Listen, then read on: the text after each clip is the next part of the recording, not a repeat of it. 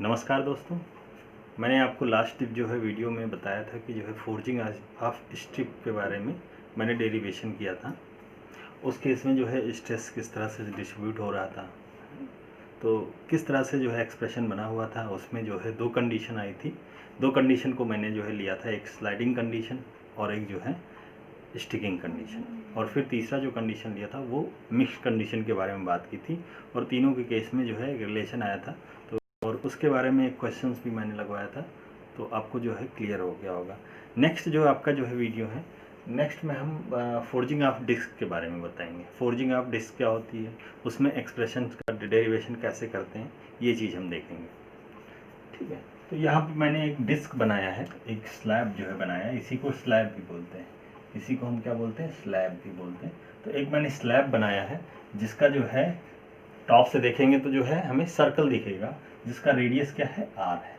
Radius क्या है, are है, और जो इसका थिकनेस है वो कितना है, एच है। हाँ? एक जो है डिस्क है, सर्कुलर डिस्क है इस तरीके से, और जो है उसको टॉप से देखेंगे तो एक सर्कल दिखेगा, और साइड से दिखेंगे तो एक जो है पतली पट्टी दिखेगी, जिसका थिकनेस जो हाइट है वो कितना है, एच, और रेडियस कितना है उस सर्कल का, आर। तो ये एक स्लैब है। अब इसका डेरिवेशन हम कैसे करेंगे, इसके लिए जो है हमें इस स्लैब में जो है ये मैक्सिमम जो रेडियस इसका कैपिटल आर है, तो जो है एक स्मॉल आर रेडियस पे मैंने एक एलिमेंट लिया जिसका जो है डायमीटर कितना है, सॉरी, जिसका जो है रेडियस कितना है, डी आर है। स्मॉल जो है रेडियस आर पे मैंने एक स्मॉल एलिमेंट लिया जिसका जो है रेडियस कितना है, डी आर है। अब हम डी आर एलिमेंट पे देखेंगे स्ट्रेस कौन कौन सा लग रहा है। ठीक है, तो डी आर एलिमेंट पे स्ट्रेस कौन सा लग रहा है, इसके लिए हम इस डी आर एलिमेंट को मैंने इस तरीके से बनाया। ठीक है, इस तरीके से मैंने 3 डायमेंशनल व्यू बनाया है इसका, मतलब इसके 3 जो है डायमेंशन है। डी आर जो है, ये जो है आपका लेंथ कितना है, डी आर है ना। तो इसके इस तरीके से जो है कोऑर्डिनेट्स अलग अलग होंगे। ठीक है, तो इस केस में जो है यहाँ पे देखिए ध्यान से, यहाँ पे एक साइड में आपका ये साइड है लेफ्ट हैंड साइड, और दूसरा क्या है, राइट हैंड साइड।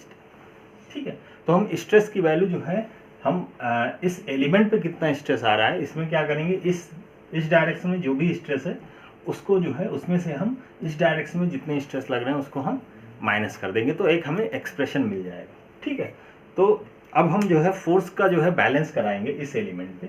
इसके पहले हम देख लेंगे कि यहाँ पे जो है रेडियस जो है आपका जो ये आपका जो है सेंटर से जो है स्मॉल आर जो है रेडियस पे जो एलिमेंट है, इस पे स्ट्रेस कौन सा लग रहा है, इस डायरेक्शन में क्या क्या लग रहा है और इस डायरेक्शन में क्या क्या लग रहा है, इसको हम देख लेंगे। तो इस डायरेक्शन में एक स्ट्रेस आपका सिग्मा आर है।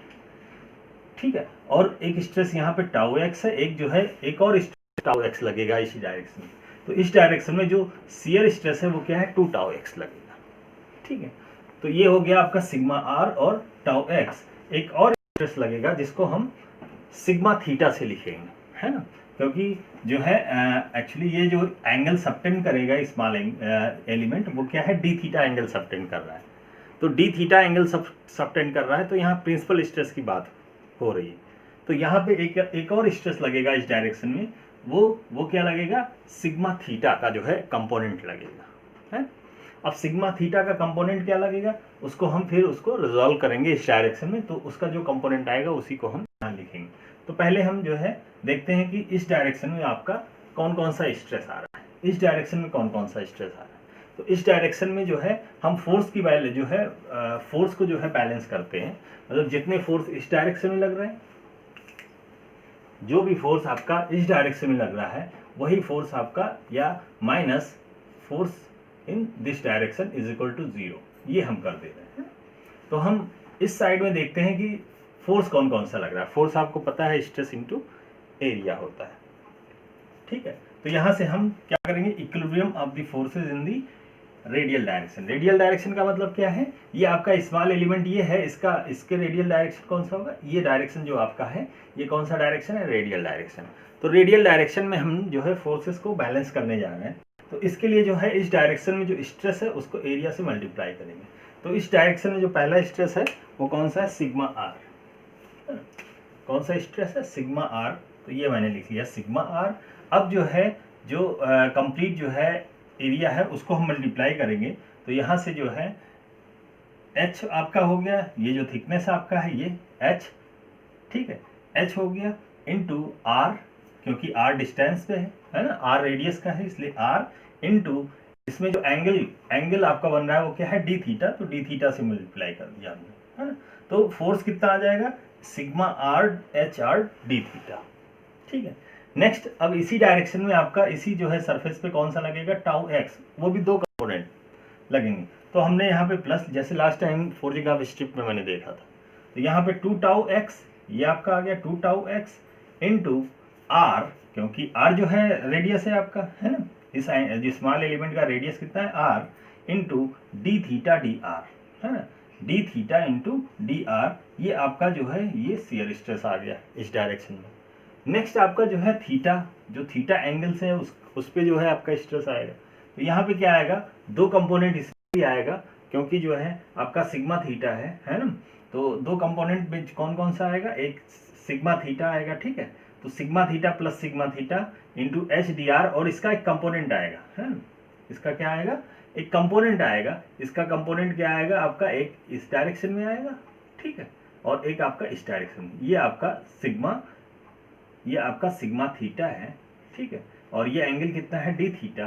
तो यहाँ पे जो है आपका कितना आ जाएगा, ये आपका कंपोनेंट क्या हो जाएगा, sigma theta sine d theta by 2, ये कंपोनेंट हो जाएगा, ठीक है। 2 सिग्मा हो जाएगा, 2 सिग्मा थीटा इसलिए हो जाएगा क्योंकि दो जो है इसका जो है कंपोनेंट कितना है, 2 है, इसलिए हम 2 बार इसको मल्टीप्लाई करेंगे, इसको प्लस कर देंगे तो जो है आपका ये 2 sigma theta sine d theta, ये कंप्लीट जो है क्या है, स्ट्रेस है, into area h into D R कर देंगे। तो ये आपका कंप्लीट स्ट्रेस हुआ, क्या हुआ, ये प्रिंसिपल स्ट्रेस आपका हुआ थीटा के जो है डायरेक्शन में, ठीक है। नेक्स्ट आपका जो है ये सारे स्ट्रेस कौन से होंगे, ये सारे जो फोर्स का जो है एक्सप्रेशन मैंने लिखा है, ये किस डायरेक्शन में, इस सरफेस पे लग रहे हैं, ठीक है। अब इस सरफेस पे हम फोर्स की वैल्यू देखेंगे तो क्या हो जाएगा, यहाँ पे देखेंगे क्या है, ये sigma are plus d sigma r, ठीक है, ये स्ट्रेस की वैल्यू हो गई, और इसका एंगल कितना हो रहा है, डी थीटा, तो डी थीटा से मल्टीप्लाई हो गया, ये क्या हो गया, ये स्ट्रेस हो गया, ये क्या हो गया, ये स्ट्रेस हो गया, इनटू एरिया कर देंगे, तो एरिया क्या हो जाएगा, अब देखिए एक तो ये आपका आर प्लस डी आर हो जाएगा, ये लेंथ कितना है, r plus d r, into जो थिकनेस आपका है ये स्लैब का एच, ये चीज, तो ये आपका हो गया इस डायरेक्शन में, मतलब इस सरफेस पे जो है जो भी स्ट्रेस आ रहा है वो, और ये पूरा कंप्लीट इसको हम क्या कहेंगे, फोर्स, ये क्या होगा, फोर्स एट दिस सरफेस, और ये पूरा फोर्स कौन सा है, इस सरफेस पे। तो ये एक्सप्रेशन आपको थोड़ा समझ में आ गया होगा अच्छे से, है, और इसको डिटेल में आप देखिए तो और समझ में आपको आएगा, ठीक है। ये आपको जो है क्लियर होना चाहिए, है ना। ये कौन सा कोऑर्डिनेट है, ये सिलेंड्रिकल कोऑर्डिनेट है ना। तो सिलेंड्रिकल कोऑर्डिनेट आप कैसे किस तरह से लेते हैं, कैसे एक डायमेंशन जो है उसको हम कांस्टेंट लेते हैं, दूसरा बाकी 2 डायमेंशन वेरी करते हैं, इस तरीके से आपको यहाँ पे देखना है, ठीक। अब इस एक्सप्रेशन में हम हायर ऑर्डर के टर्म जो है उसको नेगलेक्ट करेंगे, और दूसरी चीज जो है क्या है, जो आपका ये साइन डी थीटा बाई 2 है, इसको हम किसी तरह सब्स्टिट्यूट करेंगे, किसके बराबर, लगभग डी थीटा बाई 2 के बराबर, क्योंकि हम मानते हैं कि डी थीटा जो है आपका एंगल जो है वो वेरी स्मॉल है, क्या है, वेरी स्मॉल है, तो क्या हो जाएगा, साइन डी थीटा बाई, अगर d theta by 2 very small है तो sine d theta by 2 equal to क्या लिख सकते हैं, डी थीटा बाई 2 लिख सकते हैं। कैसे लिख सकते हैं, मैंने लास्ट टाइम आपको बताया था, साइन का कर्व जो है अगर देखा जाए तो इस तरीके से होता है? तो यहाँ से क्या है, ये एक्स एक्सिस पे थीटा, और यहाँ पे जो है क्या है, साइन थीटा, थीटा बाई 2 कर सकते हैं, ठीक है। तो थीटा बाई 2 0 अगर इस तरफ टेंड हो रहा है तो आपका साइन थीटा भी इस तरफ टेंड हो रहा है, तो अगर y is equal to sine theta by 2, y is equal to theta by 2 बनाए तो एक ग्राफ ऐसे बनेगा। तो यहाँ पे थीटा के बहुत कम एंगल के लिए थीटा की वैल्यू अगर बहुत कम है तो उस केस में क्या हो जाएगा, साइन थीटा को हम लिख सकते हैं D theta, sorry sine theta by 2 को थीटा बाई 2 लिख सकते हैं। ऐसे ही साइन डी थीटा को क्या लिख सकते हैं, डी थीटा बाई 2, ठीक है। तो ये सारी चीजें हम सब्स्टिट्यूट करेंगे। इसके पहले जो है इसको हम ओपन करें तो क्या हो जाएगा, sigma R H r D theta 2 tau x r D theta d are plus 2 sigma theta H d are sign theta by D theta by 2 को हमने डी थीटा बाई 2 लिख दिया, माइनस इसको मैंने एक्सपैंड कर दिया बस, ठीक है। अब यहाँ पे जो है कुछ चीज़ें कैंसिल हो जाएंगी, जैसे सिग्मा आर एच आर और सिग्मा आर एच आर, ये कैंसिल हो जाएगा, तो बचेगा क्या, ये बचेगा प्लस ये बचेगा और ये तीनों बचेंगे। ठीक है, अब यहाँ क्या है कि जो है स्लैब या डिस्क जो है वो एक्सिस सिमेट्रिक मानते हुए हम क्या करेंगे, जो डिफॉर्मेशन होगा वो भी जो है थीटा पे और आर रेडियस पे जो डिफॉर्मेशन है वो भी सेम मानेंगे हम। तो उस केस में सिग्मा थीटा को क्या लिख सकते हैं, सिग्मा आर लिख सकते हैं। तो यहाँ पे हम क्या लिख सकते हैं, सिग्मा थीटा को क्या लिख सकते हैं, सिग्मा आर। तो इसको जो है लिखने के लिए हम यहाँ पे नहीं आ रहा है, चलिए इसको यहाँ पे मैं दिखा देता हूँ। तो यहाँ पे हम लिख सकते हैं कि जो है सिग्मा थीटा जो है वो क्या होगा, सिग्मा आर होगा, मतलब ये जो है आपका क्या हो जाएगा, सिग्मा आर हो जाएगा। तो ये देखिए ध्यान से, sigma R H d r है ना, sigma R H d are, और यहाँ पे देखिए sigma R H d are, तो ये दोनों क्या हो जाएंगे, कैंसिल हो जाएंगे, sigma R H d r ये कैंसिल हो जाएगा। ठीक है, तो बचेगा क्या, ये हम जो है देख सकते हैं क्या हो जाएगा, 2 tau x r d r, 2 tau x r d are minus h r d sigma r, फिर minus H d r d sigma are is equal to 0। और हमने ये भी लिखा है कि हायर टर्म को जो है वो क्या करेंगे, हायर ऑर्डर टर्म, उसको क्या करेंगे, नेग्लेक्ट कर देंगे। तो हायर ऑर्डर टर्म कौन सा है, ये वाला क्या कौन सा टर्म है, डी सिग्मा डी आर क्या है, हायर ऑर्डर टर्म है, डी आर डी सिग्मा क्या है, हायर ऑर्डर टर्म है। तो इसको हम क्या करेंगे, नेग्लेक्ट कर देंगे। तो इसको नेग्लेक्ट कर देंगे तो क्या बच जाएगा, 2 tau x r d are minus h r d sigma are is equal to 0। Okay, अब यहाँ पे देखिए आर जो है दोनों तरफ कॉमन है, तो इसको हम बाहर कर दें तो क्या हो जाएगा, ये फाइनली जो है एक्सप्रेशन क्या हो जाएगा, 2 tau x d are minus H D sigma are is equal to 0। ये फाइनली एक्सप्रेशन आपका जनरल एक्सप्रेशन हो गया, किसके लिए, जो है स्ट्रेस के लिए। ठीक है, ओके, तो ये जो है कंडीशन जो है आपको आ गई, 2 tau x d are minus H D sigma are is equal to 0, ये फाइनल एक्सप्रेशन। अब हम जो है इसमें केस कंसीडर करते हैं। तो फर्स्ट केस हम जैसे पिछली बार हमने केस कंसीडर किया था स्लाइडिंग, और फिर जो है स्लाइडिंग के बाद स्टिकिंग, और फिर उसके बाद हमने मिक्स्ड फ्रिक्शन की बात की थी। वैसे यहाँ फ्रिक्शन का जो है कंडीशन अप्लाई करेंगे, पहला हम स्लाइडिंग फ्रिक्शन कंडीशन अप्लाई करेंगे। कौन सा, स्लाइडिंग फ्रिक्शन कंडीशन। तो उस केस में क्या हो जाएगा, हमने वैल्यू लिया था टाउ एक्स जोड़ो म्यू पी, टाउ एक्स जोड़ो क्या लेंगे, म्यू पी ले लेंगे। तो इस केस में जो है जब हम पुट करेंगे इस एक्सप्रेशन में टाउ एक्स की वैल्यू जो है हम म्यू पी पुट कर देंगे, तो क्या हो जाएगा, हमारा एक्सप्रेशन जो हो जाएगा वो क्या हो जाएगा, 2 mu P D are minus H D sigma are is equal to 0। ठीक है, तो ये एक्सप्रेशन आपका कन्वर्ट हो जाएगा इसमें। इसको मैंने एक्सप्रेशन 1 लिया है और इसको मैंने 2 लिया है। अब इस पे हम क्राइटेरिया लगाएंगे, 1 मिसेस क्राइटेरिया अप्लाई करेंगे। 1 मिसेस क्राइटेरिया में क्या था कि जो है जो क्रिटिकल स्ट्रेस था उसकी वैल्यू क्या थी, √3 करके कुछ समथिंग थी। तो इसको हम यहाँ से निकाल लेते हैं। तो 3 डायमेंशनल स्ट्रेस कंडीशन है यहाँ पे। तो सिग्मा 1 क्या है, यहाँ पे लिया है हमने सिग्मा आर, सिग्मा 2 की वैल्यू सिग्मा आर, सिग्मा 3 की वैल्यू -p लिया है। ठीक है, कंप्रेशन का केस है इसलिए जो है -p। तो यहाँ से सिग्मा 1, सिग्मा 2, सिग्मा 3 इस तरीके से हम लेंगे। सिग्मा 1 क्या लेंगे, सिग्मा आर ले लेंगे इस डायरेक्शन में।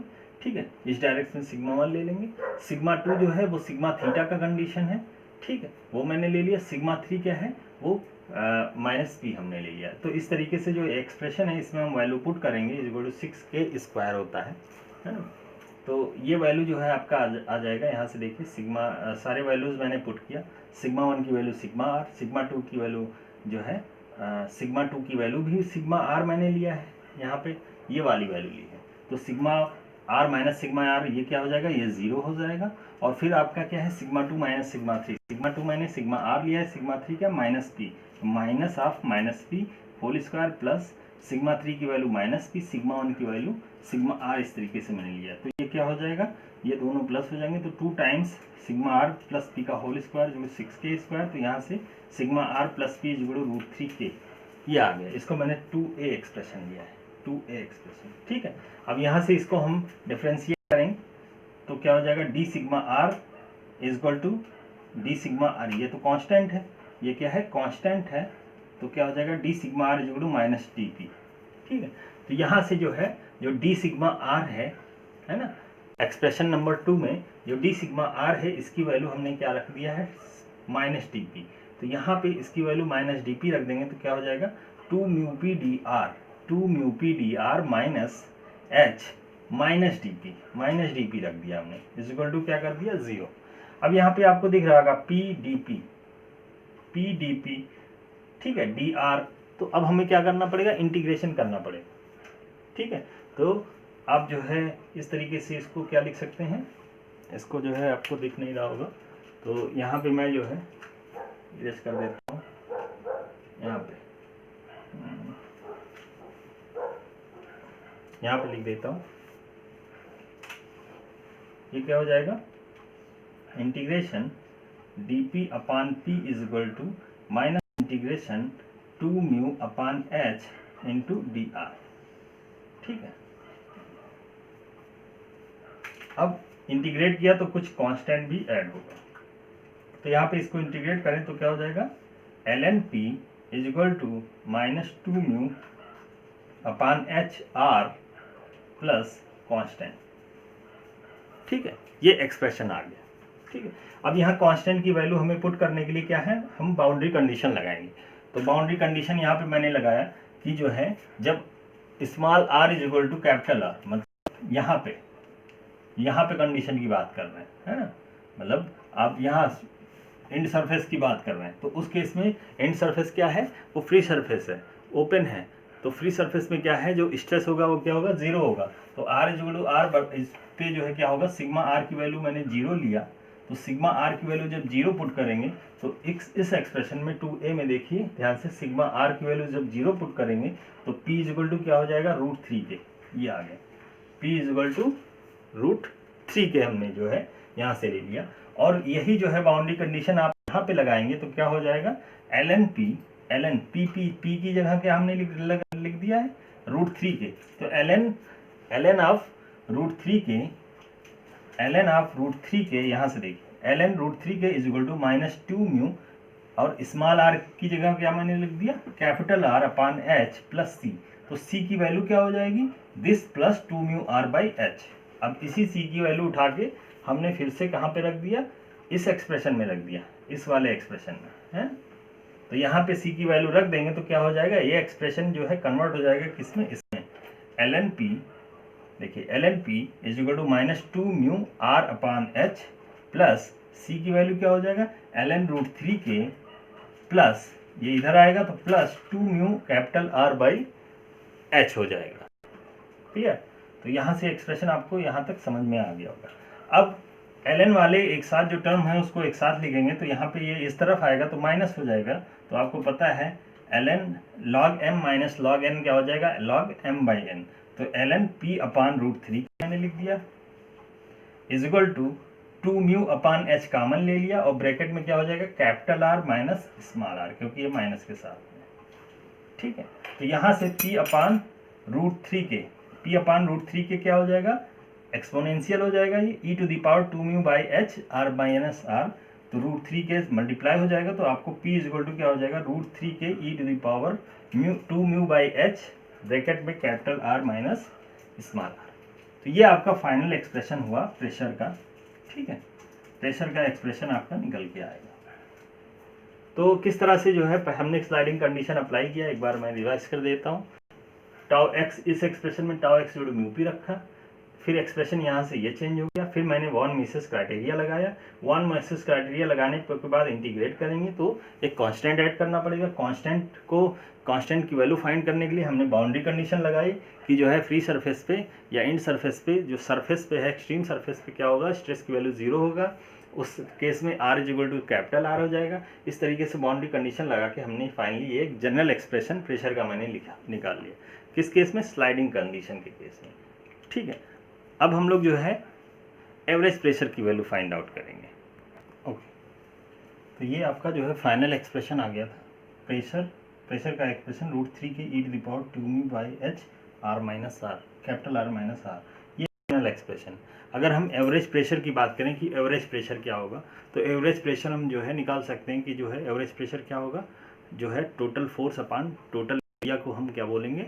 Average pressure. तो हम इसको कैसे निकालेंगे? यहाँ से ध्यान से देखिए, एवरेज प्रेशर क्या हो जाएगा? Total force upon total area. तो टोटल फोर्स क्या हो जाएगा? जो फोर्स आपका क्या हो जाएगा? जो प्रेशर है general pressure into area 2πr/dr। ठीक है, 2πr/dr ये एरिया हो जाएगा। इसको इंटीग्रेट कर देंगे 0 से r तक, 0 से r तक इंटीग्रेट करेंगे तो आप ये जो है टोटल फोर्स आ जाएगा अपॉन टोटल एरिया 0 से r 2πr, ये आपका यहाँ से टोटल एरिया आ जाएगा। ठीक है, तो यहाँ से ये आपका एक्सप्रेशन जो PA क्या है? Average pressure. ये एक्सप्रेशन आपका यहाँ से यहाँ तक चेंज हो गया और फिर इसमें जो है P की जो है वैल्यू जो है जनरल एक्सप्रेशन जो है वो आप रखेंगे और P की हमने जनरल एक्सप्रेशन ये रख दी इंटू R/dr, 0 से r इंटीग्रेट कर दिया। अब इसको इंटीग्रेशन बाई पार्ट्स करेंगे तो इस तरीके से हमें एक्सप्रेशन क्या मिल जाएगा?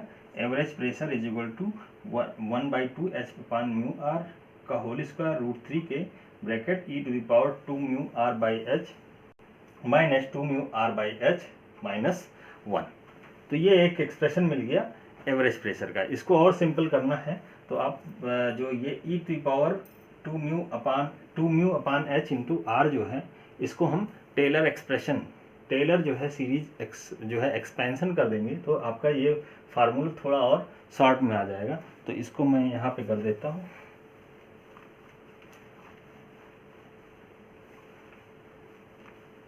तो यहाँ से जो है e⁻²μr/h इसको हम एक्सपेंड कर देंगे। ठीक है, तो एक्सपेंड करने के बाद जो हमें एवरेज प्रेशर का एक्सप्रेशन मिलेगा वो क्या मिल जाएगा? 1/2h/μr √3 के।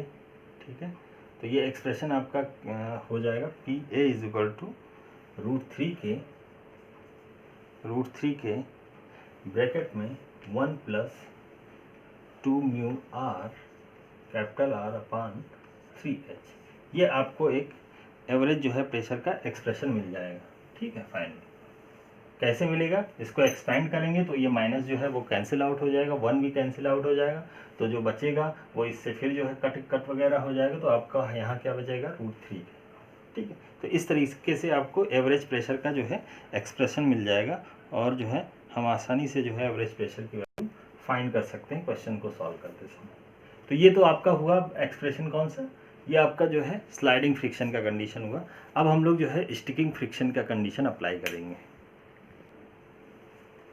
ओके, नेक्स्ट जो है कंडीशन है आपका स्टिकिंग फ्रिक्शन कंडीशन। तो इस केस में हम लोग क्या जो है लेते हैं? इस केस में हम लोग लिखते हैं जो है τx जोड़ो क्या लिखते हैं?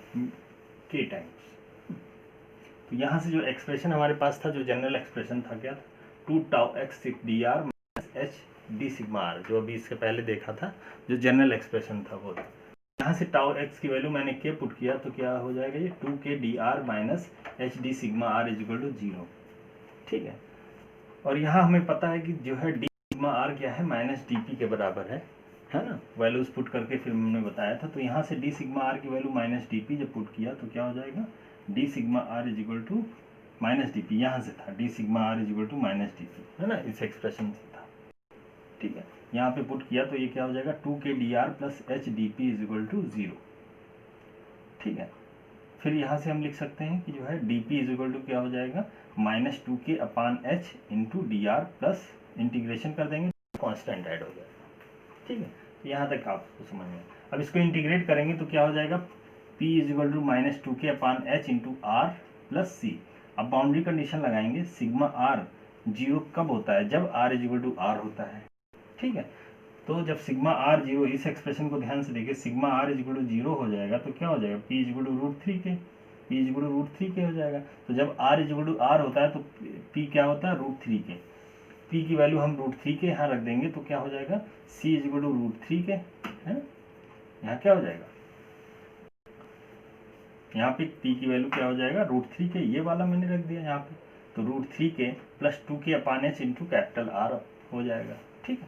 सी की वैल्यू फिर इसी में रख देंगे तो हमें जनरल एक्सप्रेशन मिल जाएगा, P is equal to 2k/h into R plus √3 के प्लस 2kr/h। यहाँ से इसको सिंप्लीफाई कर लिए तो हमें ये एक्सप्रेशन मिल जाएगा, है ना, ठीक है। अब ये एक जनरल एक्सप्रेशन है, ये जनरल एक्सप्रेशन है किस केस के लिए, स्टिकिंग फ्रिक्शन कंडीशन के लिए, ठीक है। तो आसान है ये पहले से, ठीक है, इसमें लॉग वगैरह को कोई टर्म आ नहीं रहा है। तो अब हमें एवरेज प्रेशर निकालना है, तो फिर से एवरेज प्रेशर क्या हो जाएगा, टोटल लोड अपान एरिया। टोटल लोड क्या हो जाएगा, pressure into area, 2πr/dr small element का एरिया अपान ये जो है टोटल एरिया, इससे हम डिवाइड कर लिए हैं। तो ये एक्सप्रेशन आपका जब इसमें हम पी की वैल्यू रखेंगे और उसको इंटीग्रेट करेंगे जो है आर के टर्म्स में, तो हमें एवरेज प्रेशर क्या मिल जाएगा, √3 के प्लस 2kr/3h। तो ये जो है हमें प्रेशर मिल जाएगा, एवरेज प्रेशर जो है मिल जाएगा किसके, इसके लिए, स्टिकिंग फ्रिक्शन कंडीशन के लिए, ठीक है। अब हम लोग आगे देखेंगे मिक्स्ड फ्रिक्शन कंडीशन। नेक्स्ट आपका मिक्स्ड कंडीशन है, तो उस केस में जो है हम लोग क्या करते हैं, एक ये मानते हुए चलते हैं कि जो है इसके कुछ रेंज तक जो है आपका, इसके कुछ रेंज तक जो है एक बॉर्डर है जिसके जो है, जिस रेंज तक जो है आपका जो फ्रिक्शन है वो जो है आपका स्टिकिंग फ्रिक्शन जो है अकर करेगा, ठीक है। ये बॉर्डर है जहाँ तक जो है स्टिकिंग फ्रिक्शन अकर करेगा और इसके बियॉन्ड यहाँ पे क्या होगा, स्लाइडिंग फ्रिक्शन अटेंड करेगा। तो यहाँ पे बॉर्डर लाइन पे जो है, जो बॉर्डर है उस रेडियस को मैंने मान लिया स्टिकिंग रेडियस RS। अब स्टिकिंग रेडियस RS की वैल्यू हम फाइंड करके उसकी वैल्यू को हम पुट कर देंगे तो हमें एक प्रेशर की वैल्यू मिल जाएगी, ठीक है। तो हम इस स्टिकिंग रेडियस को कैसे निकालेंगे, इसके लिए जो है स्टिकिंग रेडियस के लिए हम τx × μp, ये आपका क्या था, ये स्लाइडिंग के केस था और ये स्टिकिंग, दोनों को इक्वल कर दिया। इस तरीके से हमने जो हमारा जो है स्लाइडिंग का कंडीशन था, p = √3 के e⁻²μ/h r-r। अब इसकी वैल्यू जो है हम यहाँ पे रख देंगे तो क्या हो जाएगा, म्यू p की वैल्यू क्या है, √3 के e⁻⁻k, सॉरी =k। तो यहाँ से हम लिख सकते हैं e⁻²μ/h, यहाँ पे देखिए e⁻²μ/h r-rs, जहाँ rs क्या है, स्टिकिंग रेडियस, ठीक है। r-rs क्या हो जाएगा, k के कैंसिल 1/√3 म्यू हो जाएगा, ठीक है। तो यहाँ से 2μ/h r-rs क्या लिख सकते हैं, ln, दोनों तरफ एंटी लॉग ले लेंगे तो क्या हो जाएगा, यहाँ पे देखिए ये दिस इज इक्वल टू क्या हो जाएगा, ln 1/√3 म्यू। अब यहाँ से RS की वैल्यू हमें क्या मिल जाएगा, r-h/2 म्यू, इधर आ गया 2 म्यू नीचे आ गया, ln 1/√3 म्यू। अब इसी RS की वैल्यू हम इसमें रख देंगे तो हमें प्रेशर की वैल्यू मिल जाएगी, और वो क्या मिल जाएगा, यहाँ पे देखिए p/√3 के r = RS, तो इसकी वैल्यू हमें क्या मिल जाएगा, 1/√3 म्यू। तो ये वैल्यू मुझे मिल जाएगी किस कंडीशन के लिए, हमें स्लाइड, ये जो है e⁻²μ/h, ये क्या है, स्लाइडिंग कंडीशन के लिए, है ना। तो यहाँ पे जो है जो ये आपका रीजन है RS से लेके R तक, स्टिकिंग रेडियस से यहाँ तक का जो कंडीशन है उसके लिए हमें फार्मूला क्या मिल गया, ये वाला फार्मूला 1/√3 में, ठीक है। नेक्स्ट आपका जो है ये वाला जो है इसके बीच में जो 0 से RS तक के लिए हम लोग कैसे निकालेंगे, इसके लिए हम लोग स्टिकिंग फ्रिक्शन का फार्मूला अप्लाई करेंगे। नेक्स्ट जो है हम लोग इस रीजन के लिए जो है इस रीजन के लिए स्टिकिंग का कंडीशन लगाएंगे, तो उसके लिए जो फार्मूला आपका है वो क्या है, प्रेशर = p = k/μ, और यही इक्वल टू क्या हो जाएगा, k = μp होता है, 2k/h RS क्या है, स्टिकिंग रेडियस प्लस c।